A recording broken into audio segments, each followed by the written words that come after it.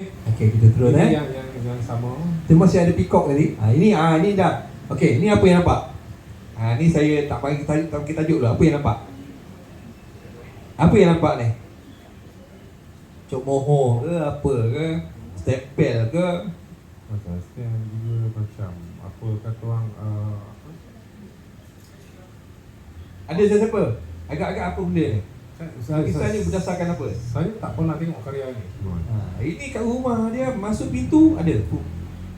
Rumah baru lah, dia rumah baru pindah kan? Ada sesiapa boleh agak? Berdasarkan apa?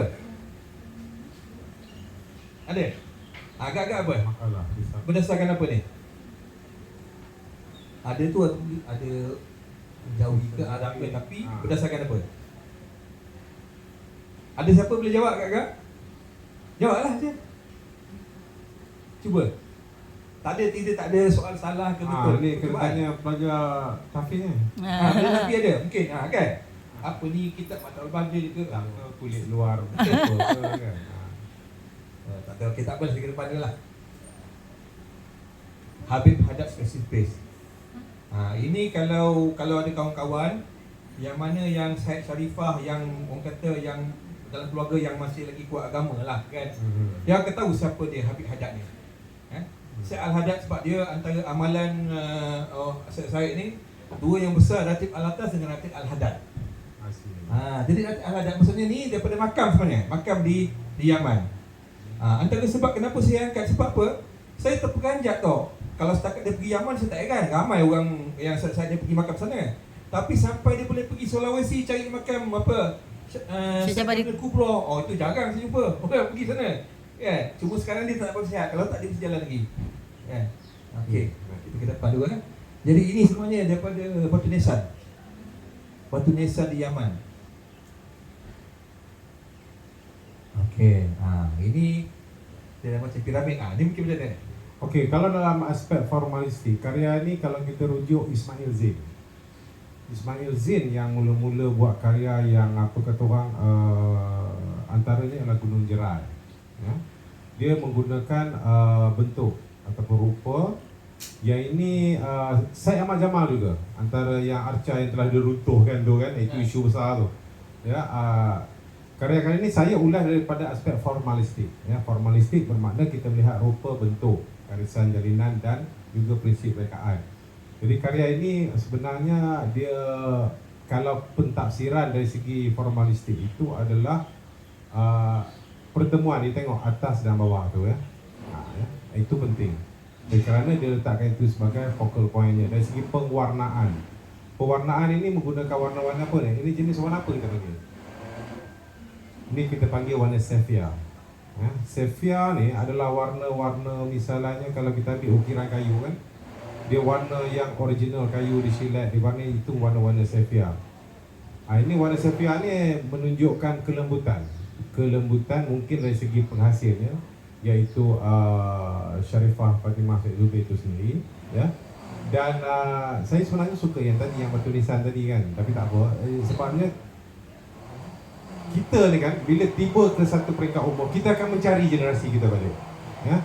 Misalnya kalau rumah saya, Kak Pah tu, dia memang Sharifah.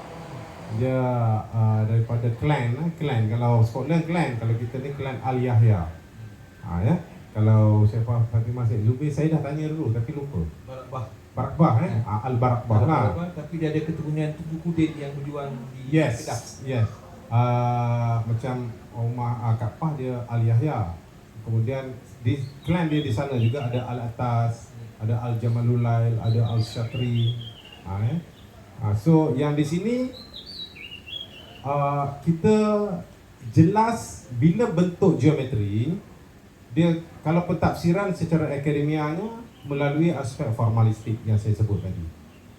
Itu cara kita. Mungkin kita macam saya pun sendiri, collection yang terkini, yang rumah ni memang saya tak pernah tengok. Yang kita tengok daripada buku retrospektif beliau ataupun contemplative reference daripada Sharifah Fatimah Syed Zubir, dan juga pernyataan. Sebabnya untuk mendapatkan definisi yang lebih jelas, selalunya kita tahu latar belakang artis itulah. Dan juga setiap karya sebenarnya dia kena ada satu yang kita panggil caption is artist statement.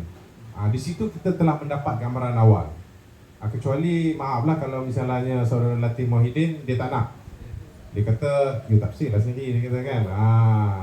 Tapi saya banyak tafsir Latif Muhyiddin ni kerana saya kenal anak dia. Anak dia pun sama dengan dia. Latif Muhyiddin dia study kat Jerman. So anak dia pun Jerman juga, engineering. So saya tanya pasal dia, pasal karya bapak itu dengan dia. So saya dapat lah ilmu tu. Tapi yang dia tulis buku tak ada. Ya. So yang ini konklusinya adalah kita melihat dari sudut formalistik dan memang Sharifah Fatimah Said Zubir ni adalah seangkatan dengan misalnya Fauzan Omar yang banyak menggunakan elemen-elemen formalistik di dalam karya. Tapi untuk kita melihat dalam satu lapisan ataupun the first layer is formalistic aspect. Okay, kita tengok apa tajuk dia. Gunungan Jiwa Kan? Memang konsep tu gunungan. Sama macam Ismail Zain yang saya cakap tadi. Dia buat macam ni, Gunung Jerai. So ini Gunungan Jiwa. Okay, kita next Okay, ni dah lain sikit. Agak macam ni.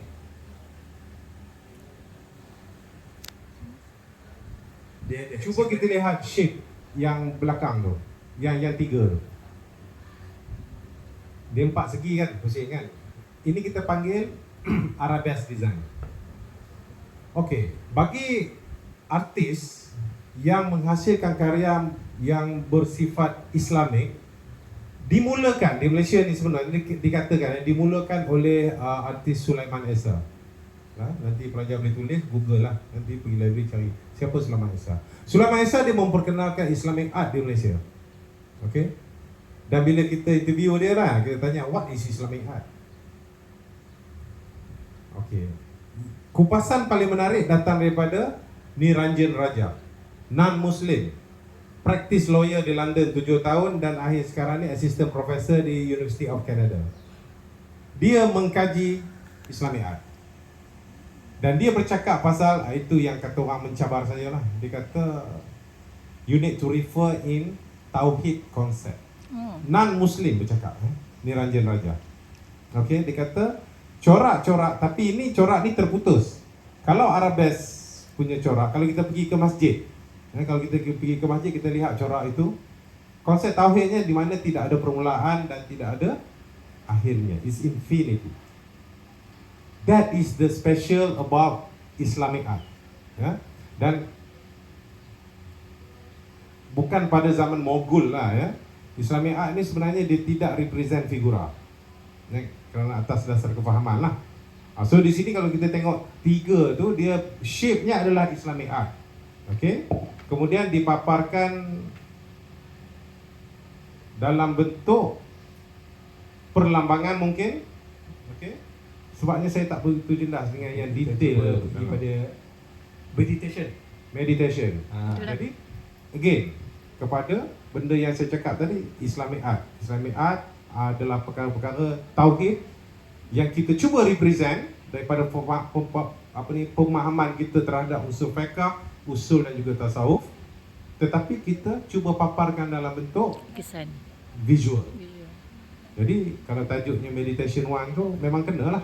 Memang dia berfokus kembali kepada yang esa. Okay, next tinggal 3 je slide ni. Okay, ini dah masuk lain pula sini. Dia dah pakai kulit kayu pun. Okey, ini kita tengok ini expressionist. Ya, kalau dia lagi satu ya. Kalau biasanya kita tengok tajuk, kita kena tengok media. Bahan ni saya rasa mungkin mix media lah. Kalau kata memang kulit kayu ditampal ke ataupun image-nya jalinannya kulit kayu. Kulit kayu ditampal. So ini kita consider sebagai mix media. Kalau kita lihat karya-karya awal Sharifah Fatimah Zubir, dia menggunakan sapuan warna yang agak keras. Ini refer kepada movement, pergerakan. Jadi sekali lagi, kalau ditafsirkan, ia adalah karya formalistik juga. Kerana kita boleh consider ini karya abstrak. Ya. Abstrak, pernah dengar perkataan abstrak? Abstrak terbagi kepada dua. Okey. Abstrak dalam bahasa Melayunya ialah merujuk kepada imej-imej yang dikenal pasti. Abstrak yang kedua merujuk kepada imej yang tidak dikenal pasti. Okey, misalnya kalau kita lihat karya-karya, kalau pelajar dia tahulah surrealist ya. Surrealism ni kita nampak masih ada lagi image itu, tetapi dia telah diubah bentuknya. Ini kita panggil abstrak yang masih boleh dikenal pasti, iaitu semi abstrak. Ya. Yang ini bagi saya dia terbawa lagi daripada karya-karya awal beliau. Ya, karya awal beliau. Tapi kalau kita lihat dengan isu sekarang ni, kalau kita color-color tu macam plastik pun ada kan. Betul. Kalau kita lihat. So itulah represent itu tajuk dia. Saya tak jumpa. Kalau tanda macam ni saya tak jumpa dalam katalog. Sama ada kadang-kadang artis dia buat karya tu, ada pernah tengok tak tanpa tajuk? Tanpa tajuk, okey. Kenapa artis letak tanpa tajuk? Bukan dia buat dia sendiri pun tak tahu. Tak, dia buat mesti ada sebab. Tanpa tajuk ini, dia telah meletakkan satu gagasan di mana you are allowed to interpret by your own. Tetapi bila kita nak interpret itu, kita kena ada knowledge. Bukannya kita panggil, maaf lah bagi orang yang tak belajar art ni kan, dia tengok ini apa tu, letak belaka 230,000 contoh ini apa ni? Kerana kita latar belakang tentang yang saya bercakap, benda yang awal tadi tidak ada. Sebab itu kalau di negara barat ya, bagi orang-orang yang retired ni, yang pension, engineer, doktor apa, dia dah habis pension, dia buat master art. Because they love how to interpret art. Dia bukan yang orang belajar buat master. Katakan kalau di Amerika tu Maryland University misalnya kan, penuh dengan pelajar-pelajar senior yang dah retire. Tapi dia nak tahu, appreciate dia pasal art. Dan kita dengan orang barat ni, kita kalah satu lah. Dia orang ajar baca buku. Mungkin tu budaya dia lah kan. Jadi sama juga bila kita tengok di sini sekarang ni, perkara yang nak tengok di sini bagi saya adalah sekali lagi formalistik yang merujuk. Ini pure abstract.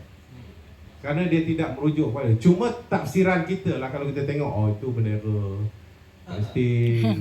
Itu tafsiran yang tidak salah. Tidak salah. Kerana berlaku juga penghasilan karya, iaitu coincident. Hasnul Jamal Saidun. Ini antara pelukis figure yang terulung lah. Dia Profesor Madya Hasnul Jamal Saidun daripada USM ya. Dia murid senyum lah. Kenal kau mesti kenal. Kenal lah murid ni. Hasnul Jamal Saidun adalah guru saya. Saya dengan dia. Memang kena belasah dengan dia je. Biasa kalau jumpa dia, dia akan khutbah saya 2 jam dulu. Sekali berguru okay, so Hasnul ni apabila dia buat work, terutama siri hijab dia, antara yang kalau tanya saya itu kira barulah. Hasnul buat siri hijab dia, ataupun self portrait dia besar tu 6x4. Bagi Hasnul Jamal Saidun itu kecil lah. Dia buat lagi besar. Misalnya Smiling Van Gogh, lagi besar. Kalau tengok itu koleksi daripada Balai Seni Negara berlakunya coincident apabila dia buat kerja. Sebab macam kita bila kita buat research, kita nak cari katakan asal usul sarang al-haq, contoh tapi bila kita as time goes by, kita buat research, kita dapat elemen-elemen lain. Mulanya ini sebagai rumah tamu kenapa British buat di sini, kita akan dapat. Sebab itu bila orang buat kajian misalnya master atau PhD, bila dia nak buat, dia dah ada pathway dia tu dah, proposal dia dah ada, tapi dia terlalu banyak jumpa pintu. Ini pun bagus, ini pun, dalam PhD tak habis. Sebab itu PhD ni sebenarnya adalah satu journey. Nanti anak-anak sekalian, you wouldn't know what's gonna happen in the future. Masa saya buat first degree tu pun saya tak ada lah saya nak fikir sampai buat master PhD kan. Tak ada. Tapi inilah perjalanan. Dari segi apa kata orang, dia punya proses, bahawasanya kalau kita ni rajin membaca, sebenarnya kita tidak akan berhenti membaca. Kenapa? Kerana kita sentiasa nak menggali lagi. Oh begini, begini. Sama juga menghasilkan karya. Hasnul sekarang ni dia tak buat figure lagi. Dia artis figure tau. Dia ajar saya figure. Figure ni di dalam fine art disiplin paling susah. Sebab once you can do figure, it's easy for you to do landscape. Tapi you kena mahir benda dulu. Jangan tiba-tiba you jump terus buat ini. Sebab Sharifah Fatimah Said Zubir, dia tak datang terus ni. Dia punya latar belakang 20 tahun tentang realism juga dulu. Sebab itu dia boleh pergi kepada karya yang macam formalistik tadi. Kita menjadi artis ni yang menghasilkan karya seni visual ni, dia tidak pergi terus kepada itu. Dia kena tengok latar belakang. Macam saya dulu belajar buat figure, drawing daripada skeleton apa semua, itu semua dengan Hasnul dan juga Fauzan Omar lah di USM kan. Jadi tiba sekarang saya tak buat figure. Kerana apa? Kerana atas kesedaran dan atas apa kata orang, dekatnya kita dengan hukum hakam, kan? Ya. Tapi dulu kita belajar dia jatuh kepada hukum harus, sebab kita nak belajar. Sebab itu kalau awak tengok, saya tak pernah buat karya figure lagi, dan karya figure saya tak pernah dipamerkan. Saya dah turunkan semua. So sekarang saya lebih kepada karya-karya yang bersifat simbolism, yang menyentuh kepada, kalau tengok Sharifah Fatimah Said Zubir sendiri lah, apa ni temanya keagamaan kan. Tapi kalau kita dalam konsep belajar je, bagi saya harus untuk belajar. Tetapi you kena faham dari segi latar belakang kita sebagai orang Islam, ya? Macam mana kita nak menghasilkan karya itu, macam mana kita nak hantar ke tempat lain. Jangan kita kata, oh Malaysia tak boleh sebab dia tahu aku orang Muslim tak boleh buat figure, hantar kat Jerman lah. Tak boleh, sebab inilah pegangan. Okey, insyaAllah. Kita Tajuk tak jumpa ni. Tajuk saya tak jumpa dah kata tau. Ini jadi homework saya ni. Ayalah. Ini maksudnya macam tadi pakai kayu kan. Konsep tu macam sama tapi dia tak ada kulit kayu. Dia pun tak tahu benda. Ini pergerakan again formalistic aspect, symbolism, kerana Sharifah Fatimah Said Zubir bermain dengan warna. You tengok warna kat situ, warna apa? Colourful, merah. Jangan sebut merah biru, malulah aku. Warna asas ataupun dalam bahasa akademiknya premier colour kan. Dalam premier colour tu juga dia keluar kepada, selepas premier jadi warna sekunda, lepas warna sekunda dia jadi warna. Okey, saya menjawab soalan lah. Okey, kita tengok apa tajuk. Celebration. Betul. Tengok warna tahu, vibrant kan. Perayaan kan. Ada orang celebration guna warna hitam. Saya je lah celebrate warna hitam ni. Akhir sekali Okey, ini dia tengah buat. Masa saya buat ni, ini work dia, the current work. Ini 2 bulan lepas Dalam sejarah. Ya, dalam sejarah ni kita ada satu yang kita panggil circle theory. Circle theory ni teori pusingan. Contohnya peristiwa-peristiwa yang berlaku. Kita ambil yang paling dekat sekali adalah serangan Israel terhadap, saya tak nak sebut Israel sebab tak ada negara Israel kan. Saya serangan Zionis terhadap Palestin. Okey. Peristiwa Nakbah yang berlaku pada tahun 1948 adalah metod yang sama. Kejatuhan Kerajaan Melaka 1511 dan juga kejatuhan negeri-negeri Melayu. Prosesnya sama. Peristiwanya sama, cuma latar tempatnya berbeza, tarikhnya berbeza. Yang ini kita panggil teori pusingan. Okey? Circle theory. Dia akan berlaku lagi. Ya, dia akan berlaku. So, di dalam menghasilkan karya seni visual, pelajar-pelajar boleh notes tentang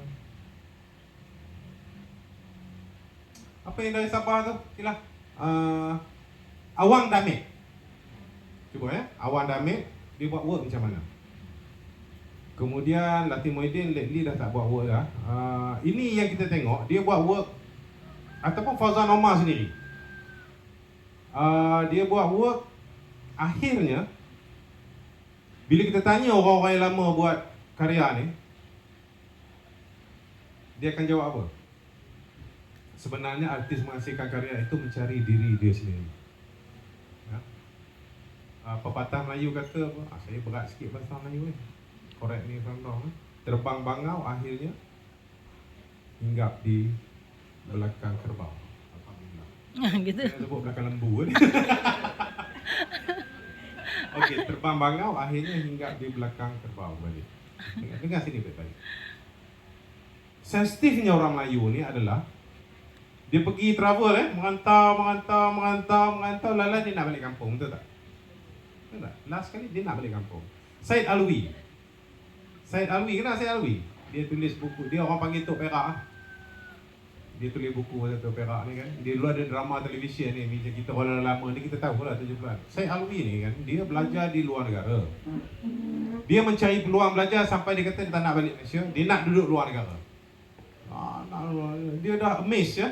Dia keluar daripada daripada peradaban kita, nilai tradisi kita, ataupun dalam bahasa sains ya, kita keluar daripada habitat kita. So kita merantau, akhirnya kita nak balik ke rumah. Jadi Syed Alwi dia balik ke Kuala Kangsar. Dia pakai kain pelikat. Dia mandi kat Sungai Perak dekat Sayung. Dia pakai balik kain pelikat dengan ni, dia jalan, tak ada kasut. Dia jalan dekat Pekan Sayung tu. Dia jalan. Gila kau orang ni. You know what happened is sebenarnya dia mencari balik diri dia sendiri.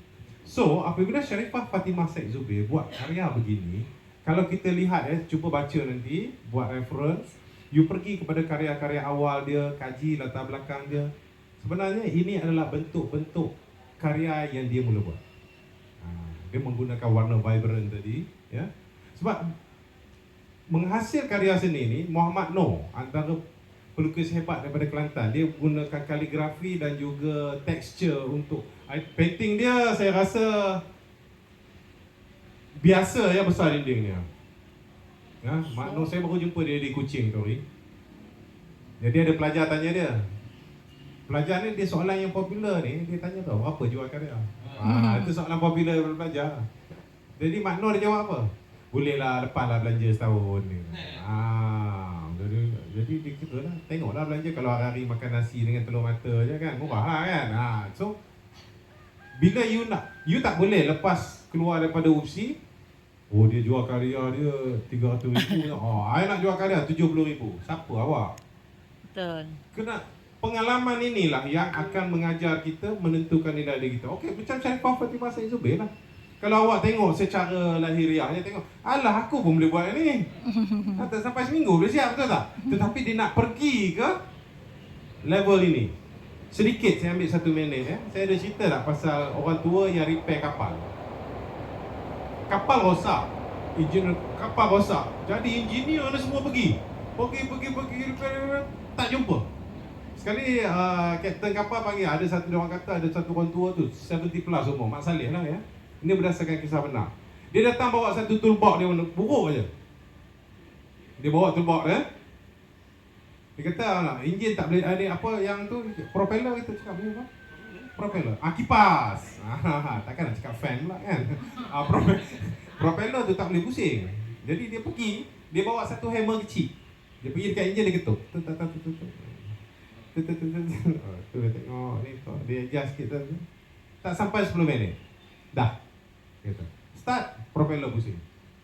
Jadi kapten tak, okey lah, minta invoice lah berapa. Dia kata 2,500, lebih kurang lah ya. Saya lupa figure. $2,550. Kapten bengang lah. You kerja tak sampai 10 minit. Dia kata. Kan? Tak sampai 10 minit, you ketuk-ketuk je. Dia kata. $2,550. Kenapa you charge mahal? You tahu apa dia jawab? Kos saya ni $50 aja. Yang 2,500 itu ialah pengalaman. My experience. So, dalam menentukan nilai karya, sebab saya 2 tahun jadi lembaga pengarah Balai Seni. Saya bahagian AJK untuk komiti untuk membeli karya. Paling mahal kita beli Ahmad Fuad Osman, 1.5 million. Ini sejarah paling mahal yang Balai Seni beri. Gambar apa tu? Dia bukan gambar, dia collection. Dia ada arca, dia ada painting, dia ada installation. That means 1.5 tu ada few. A group of artworks. Dia sebenarnya nak 3 juta. Dia nak 3 juta. Kalau tanya saya, it's not 3 million worth. It's more than that. Sebab dia berdasarkan satu buku daripada hikayat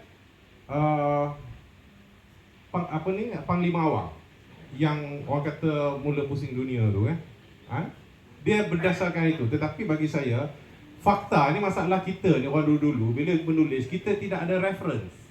Kita tidak ada pengarang. Contohnya hikayat-hikayat Awang Sulung Merah Muda yang diterjemah ataupun disampaikan oleh Penglipur Lara, Tok Batil dan Awang Selampit. Mereka ni storyteller, bagi saya is a professional storyteller. Contoh, sebab saya nak relatekan dengan macam mana menghasilkan karya. Mereka pergi ke tempat dia bercerita tau. Orang dulu tak ada pengwayang. Jadi ini adalah hiburan selepas they harvest dia apa ni produk-produk pertanian. Macam katakan dah habis musim menuai apa, dia panggil pelipur dia cerita lah tiap-tiap malam. Jadi orang percaya cerita tu. Oh, lahir daripada ni bla bla bla bla. Oh, sebab itulah sumbernya. Dan mereka ni profesional. Okay? So di sinilah apabila kita relate balik kepada nak pergi ke sini ni, sekarang ni kita dah ada kesedaran. Menghasilkan karya kita dah ada dah. Pengarangnya siapa? Macam katakan you buat buku lah, katakan pasal the other side of Malay Renaissance contohnya. Dulu Anwar Ibrahim ada tulis Malay Renaissance lah. So you nak buat pasal mungkin peradaban kita, penulisan semula, pentafsiran semula. Dia dah ada lah bawah tu. Nama kita apa semua. Kalau dulu ada tak ada? Dulu tak ada. Siapa yang mengarang cerita-cerita mitos dan legenda ni? Ada tak kita jumpa pengarang? Tak ada, sebab orang Melayu dulu dia menghasilkan karya, dia kata ini adalah milik masyarakat. How generous we are. Mak Saleh dia pergi tu, dia tulis nama dia dah. Padahal bukan buat pun, dia cedok kemudian dia ubah ikut kepala dia. Betul. Ini kena dengar baik-baik. Ya?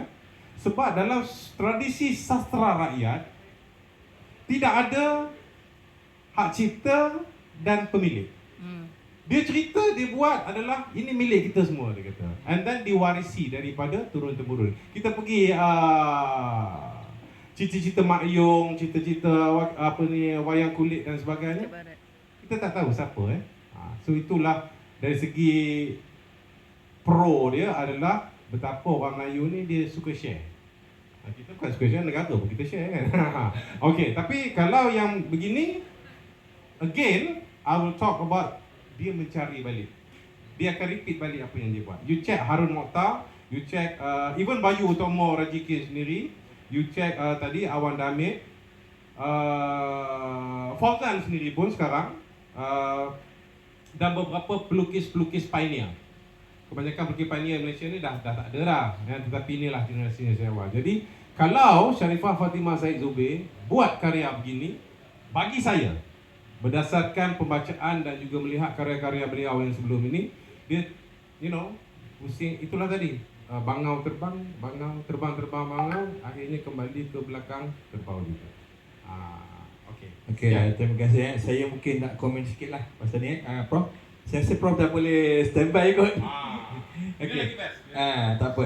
Saya bukan apa, setakat yang saya kenal lah kan, Sharifah Fatimah ni kan, saya pun sebenarnya baru kenal. Tapi rupanya bila saya jumpa dia dah baca tulisan saya di internet. Kan? Jadi saya fikir bila kita cari dia ni kalau puak-puak Sharifah Said yang keturunan daripada Hadramaut ni selalu very clear. Dia orang memang ada nakib penjaga keturunan, dia tahu siapa. Jadi pada saya dia orang cuma nak link je, dia orang tahu dah siapa nenek moyang kan. Tapi masa dia jumpa saya, dia tengah sibuk kaji yang bab Melayu ni. Sebab rupanya belah dia pun ada belah Wan Kedah. Belah Wan Kedah ni saya pun ada kait belah sana. Kait dengan Wan Mat Saman, dengan Laksamana Wan Ismail dan Perang Sepitik. Jadi masa saya jumpa dia, saya nampak dia ke situ. Sampai ada satu print limited edition 90-an Wan punya salah silah ni. Dia terus saya baca. Saya cakap tak sempat baca satu hari ni. Dia suruh bawa balik rumah kaji. Macam tu. Jadi saya rasa mungkin dalam keadaan macam tu lah. Jadi terima kasih banyak saya ucapkan kepada Zahuri. Tapi stay sini je lah. Oh, boleh masak. Stay sini. Stay lah. Jap nak bagi